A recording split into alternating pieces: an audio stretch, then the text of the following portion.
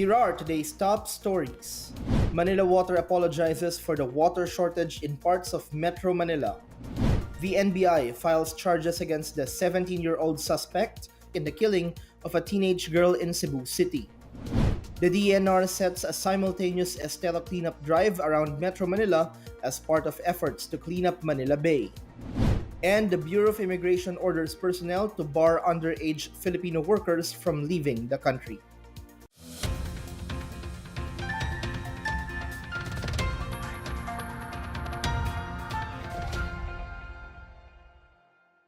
Good day, I'm Rom Dulfo. Welcome to the PNA Newsroom. Our top story, Manila Water apologizing for the water shortage affecting its customers in Metro Manila. It vows to continue to supply 99% of its consumers. Janice Cave has a story. Manila Water Company says it is targeting to reach 99% water availability in its service coverage area by end of March. During a Senate hearing on the water shortage affecting parts of Metro Manila, Manila Water President and CEO Ferdinand de la Cruz said their consumers are currently enjoying about 90% water availability from 70% since the supply shortage occurred. De la Cruz explained that the 9% supply deficit, or about 150 million liters per day since March 6, was due to the La Mesa Dam breaching the critical level of 69 meters. He said the company is implementing some solutions to plug the supply deficit, such as the reactivation of the Cardona Rizal Water Treatment Plant project, the commissioning of the deep wells, development of new deep well sources, the Manila Water Supply Sharing, and updating of its existing water supply master plan. He said water services may normalize by June. De la Cruz apologized to the consumers for the inconvenience and took full responsibility for the water shortage. He said he is prepared to resign from his post, if only to push for a united front to build new water resources. For the PNA Newsroom, I'm Janice Cave. Malacanang takes its swipe at Law Asia for saying that the business sector is affected by the issue of extrajudicial killings, or EJKs, in the country. Law Asia made the comment citing reports of foreign investors shying away from the country due to human rights issues. Presidential spokesman Sal Panelo says contrary to Law Asia's statement, foreign investments have grown stronger and that the war on drugs has made investors more confident of the country's peace and order situation. He says foreign investors are more concerned over the issue of red tape rather than extrajudicial killings. He says this prompted the government to implement the ease of doing business to attract more investors. Malacanang welcomes the decision of the leadership of the House to withdraw its own version of the proposed 3.7 trillion peso national budget for 2019. Senator Panfilo Lacson announced on Monday that San Juan Representative Ronaldo Zamora called him up on Sunday, telling that the House had conceded to the Senate on the budget measure. Presidential spokesman Sal Panelo says the move will ensure that the government's projects will push through. Lacson earlier said the House leadership realigned some 95.1 billion pesos in the 2019 budget to favored districts. President Duterte said he would not sign the General Appropriations Bill, or GAB, if it violates the Constitution. Panelo has repeatedly assured that the President will exercise his power to veto the GAB if he feels that indeed the 2019 budget to be given to him does not conform the Constitution. Malacanang says it is convinced the ongoing water shortage is artificial, and the DENR sets a simultaneous estero cleaning activity. More on these and other news around the metro from Benj Bondo. Malacanang is convinced that the ongoing water shortage in Metro Manila is artificial. Presidential spokesman Salvador Panelo says this is based on the statements of officials of Manila Water and MWSS in the ongoing hearing. No, it's the the appropriate agency is responding to it. We have almost 90%. Kung bagay, pwede naman pala. Ito nga sinasabi natin eh. Mukhang wala namang talagang shortage. It's pure inefficiency, mismanagement on the part of Manila Waters. Meanwhile, a simultaneous cleanup of esteros and waterways in Metro Manila will be held on Sunday, March 31. This is a joint effort of the DENR and different barangays. The Tulyahan River, one of the main tributaries that run through several cities, would be cleaned up as well. In other news, the Civil Service Commission reminds government employees not to play mobile games or browse social media sites during work hours. CSC Commissioner Eileen Lizada says she would do spot checks in government offices nationwide to check on the quality of service provided by government employees. Lizada said the spot check would determine if the human resources policies crafted are implemented on the ground. For the PNA Newsroom, I'm Benj Bondo. Still to come, the NBI files charges against a 17-year-old suspect in the killing of a teenage woman in Cebu City. Ilocos Norte claims it has been free from the threats by the New People's Army for 7 years. More on these when the PNA Newsroom continues.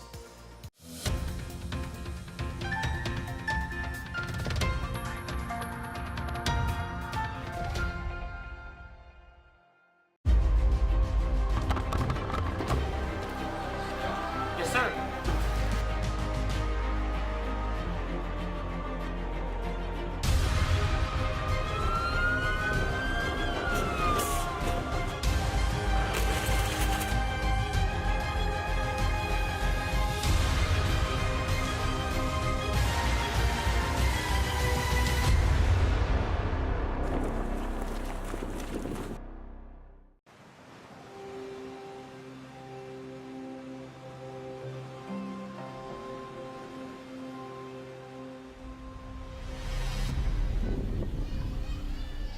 The Environment, Tourism and Interior Departments recommended to close Boracay for 6 months. To address issues such as illegal structures and faulty drainage systems that is affecting Boracay's prized beach. The last time na nandito is 2017. It's actually crowded. Sobrang dami ng tao. Everywhere, makikita mo talaga bars and drinks and makalat talaga. We had more cases of skin disease. We had more cases of diarrhea.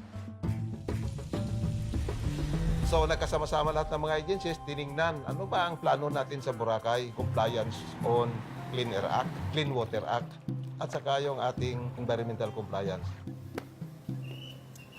When they started demolishing, we saw that there was action, that they put their money where their mouth is. Lahat ng nagamit na tubig ng customer, we collect it through our sewer lines and then it goes through a treatment process sa treatment plant. It was nice that it happened. Finally, Boracay got the attention it is in deep need of. I think a lot of work was done during the closure. The water is clear, the oceans are clean, there seems to be a lot of wildlife returning. We had for the first time in 10 years, we had turtles hatching on the beach a couple of days ago. During the closure, you could see like the eagles came back and everything that we have had for a long time. Pumasyal pa nga yung mga kwan dito budanding, galing ho na Cebu. In the end, it's a good thing, yes.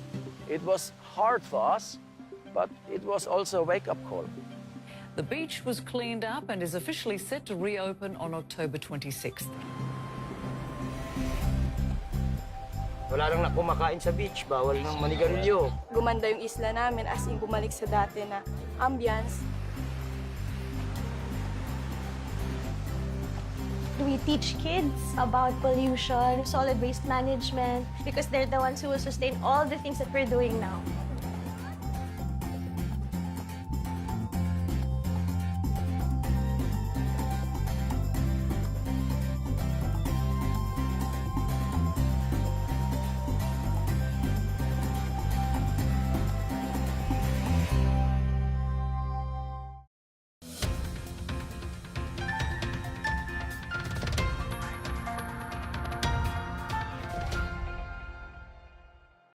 The NBI has filed charges against a 17-year-old boyfriend of Christine Lee Silawan, who is tagged as a person of interest in her brutal slay. The suspect was caught in Barangay Maribago, Lapu-Lapu City, Cebu, last Saturday, March 16. The NBI presented to media several CCTV footages showing the suspect passing by the barangay hall of Pahak and Sacred Heart Parish of Jesus Parish Church. Some of the CCTV footages showed the suspect tagging along Silawan. There were footages that showed the suspect walking with Silawan. Screenshots of the chat conversations of Christine and her boyfriend were also secured and will be submitted as evidence. Christine's mother said she is convinced The boyfriend is the one who killed her daughter. Lourdes said she had no idea about the relationship of her daughter with the boy who is now under custody by authorities, saying that Christine did not confide to her about it. The NBI confirmed there was no sign of rape. The arrested minor was turned over to the DSWD. Meanwhile, Police Regional Office cleared Jonas Bueno in the killing of Silawan. Bueno was arrested in Davao late Friday afternoon by virtue of a warrant of arrest for the murder of another person last January. Motorists feeling the brunt of the latest fuel price hike which took effect this morning. Unleaded gasoline went up by 1 peso and 45 cents per liter, one of the biggest price hikes in recent months. Diesel products increased by 30 centavos per liter, while kerosene prices went up by 40 centavos. Industry insiders earlier said it is necessary to implement weekly oil price adjustments to reflect real-time changes in the market. Meanwhile, the NLEX Corporation has reduced its toll rate hikes by 1 peso to mitigate the impact of recent adjustments approved by the Toll Regulatory Board, or TRB. The NLEX Corporation said Class 1 vehicles or ordinary cars shall be imposed a 9 peso toll increase from 45 pesos to the new rate of 54 pesos. Class 2 or buses and trucks will be imposed a toll rate of 22 instead of 23 pesos from 114 pesos to 136 pesos, while Class 3 or large trucks and trailers will be charged with a toll rate of 28 pesos instead of 29 pesos from 136 to 164. The SE tax is not included in the toll increase. The toll rate increases were approved by the TRB following the recent opening of the NLEX Harbor Link Segment 10, traversing the cities of Valenzuela, Malabon, and Caloocan. 2 hot air balloon festivals will be held in Pampanga next month, bringing once again the spotlight to the province as the Philippines' prime sports aviation events hub. The Lubao International Hot Air Balloon and Music Festival will be held on April 5 to 7 at the Pradera Verde, Prado Sionco in Lubao. 31 hot air balloons from local and foreign participants and sponsors will fly in Pampanga's skies while delighting photo enthusiasts and visitors. A week after the Lubao Festival is the Front Row Hot Air Balloon Festival to be held at the Clark Global City on April 12 to 14. The week-long event, which will feature 15 regular-shaped and 5 special-shaped balloons, is expected to gather some 70,000 people. Other attractions include food and shopping booths, motorsports shows, and musical performances by popular artists. 2 areas in Cavite are monitored as election hotspots. Meanwhile, Ilocos Norte claims to be free from insurgency for 7 years. More on these and other stories from the provinces from Janice Cave. In Cavite, Trece Martires City and Maragondon are being monitored as election hotspots. This following the ambush slay last year of City Vice Mayor Alex Lubigan, which was described as politically motivated. Local police led a solidarity walk and peace covenant signing with officials and candidates. Among the participants were returning candidate June Sagun and the Vice Mayor's widow, Gemma Lubigan, who are running for the mayoral seat of Trece Martires. In Ilocos Norte, the province continues to be one of the most peaceful provinces in the country as it has been free from insurgency for 7 years. Since January 2018, the 24th Infantry Battalion based in Abra has taken over Ilocos Norte, while the Provincial Mobile Force Company of the PNP leads counter-terrorism efforts in the province. In Davao City, Mayor Sara Duterte Carpio has proposed to make neuropsychiatric examination a work requirement for government employees in the city. This after an employee of the city government is suspected to have mental illness. Duterte Carpio expressed support for the mental health ordinance signed by the City Council, which recognizes the rights of workers with mental conditions. For the PNA Newsroom, I'm Janice Cave. Up next, the Bureau of Immigration orders personnel to bar underage Filipino workers from leaving the country.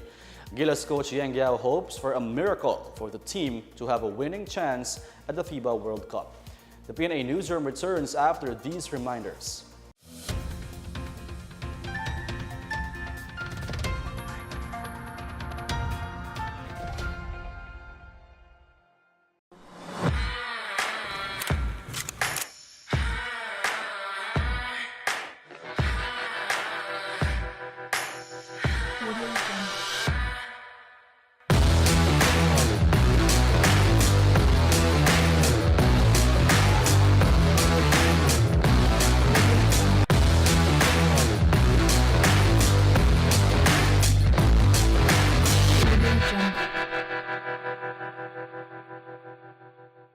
listahan ng mga delikado na nasod para sa media. So we were delisted last December by the Reporters Without Borders in the 5 most dangerous countries for journalists. And I attribute this to the 2 policies that President Duterte signed, FOI and PD forms. This is Secretary Martin Andanado, and you're watching.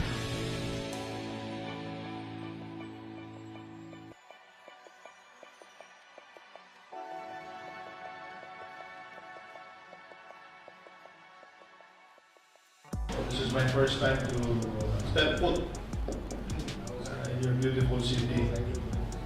So let me just briefly expound kining polisiya nato sa PCOO in relation to media. I have set the direction of the Presidential Communications Operations Office to focus on 3 areas. Number 1, freedom of information. Wala kay public access to information. So we had to make this a policy. Ikaduha na polisiya, kining Presidential Task Force on Media Security. Doon na tayong press freedom, pero wala tayong garantiya na safe ta as journalists. Third policy, Government Media Bridge Policy. The Government Media Bridge Policy promotes media engagement by the government.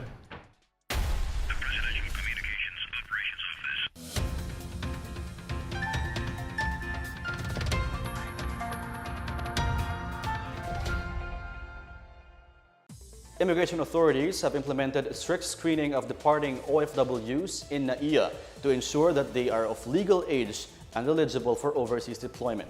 Immigration Commissioner Jaime Morente ordered the BI Port Commission's division to alert personnel manning immigration booths at the airport to conduct strict screening of departing OFWs to make sure they are of legal age and eligible for overseas deployment. The thorough screening was ordered after a 21-year-old Filipino worker was intercepted at the NAIA Terminal 1 before she could board a Philippine Airlines flight to Riyadh, Saudi Arabia.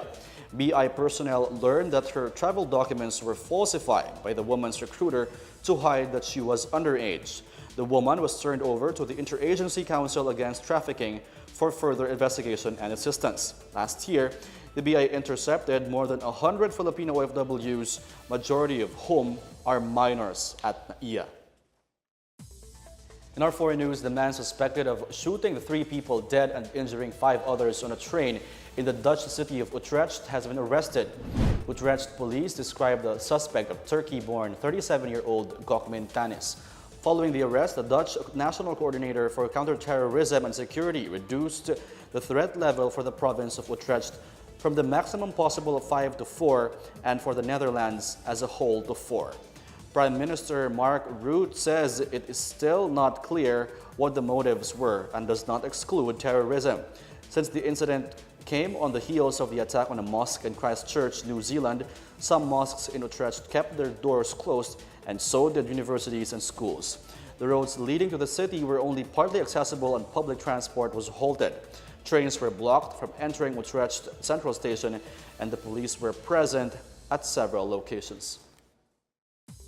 Meanwhile, the Philippine Embassy in The Hague has issued an advisory for Filipinos after a shooting incident in Utrecht that killed 3 people and injured 9 others. The embassy is currently in close coordination with the Dutch police and the Dutch Foreign Ministry to check if there are Filipinos included in the casualties.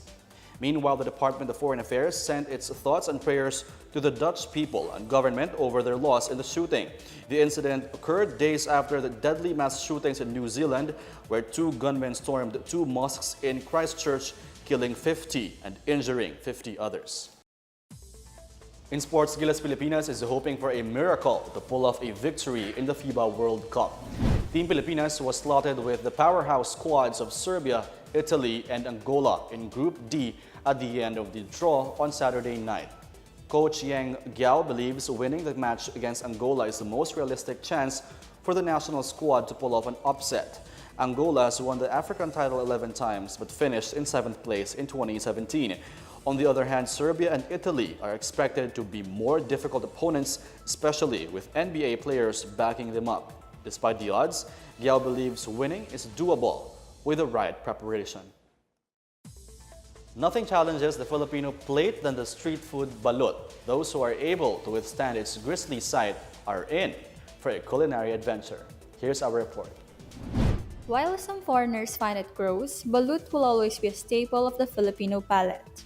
The Chinese introduced balut or fertilized duck egg to the Philippines around 1885, and now it is considered one of the most popular Filipino delicacies. Balut is incubated between 14 to 20 days before it is cooked. It is a rich source of protein, fat, calories, and calcium. Folk medicine claims it has aphrodisiac and stamina-enhancing qualities, and is good for pregnant and delivering women. Balut is also popular in other Southeast Asian countries such as Laos, Cambodia, Thailand, and Vietnam, and even in parts of North America and Canada where Filipinos are present. In recent years, balut has become part of high-class cuisine with restaurants and noted chefs serving it cooked in different ways. But for most Filipinos, balut is best enjoyed from your friendly neighborhood street vendor. So the next time one hears a vendor chanting balut, it would be best to go out and experience this one-of-a-kind gastronomic adventure. For the PNA Newsroom, I'm Joyce Cudis. Let's now check out the weather forecast for Metro Manila and the rest of the country.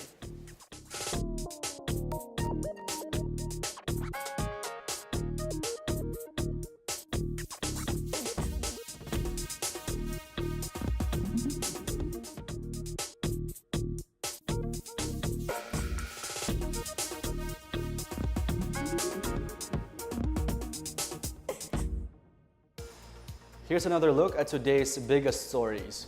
Manila Water apologizes for the water shortage in parts of Metro Manila. The NBI files charges against the 17-year-old suspect in the killing of a teenage girl in Cebu City. The DNR sets a simultaneous estero cleanup drive around Metro Manila as part of efforts to clean up Manila Bay. And the Bureau of Immigration orders personnel to bar underage Filipino workers from leaving the country.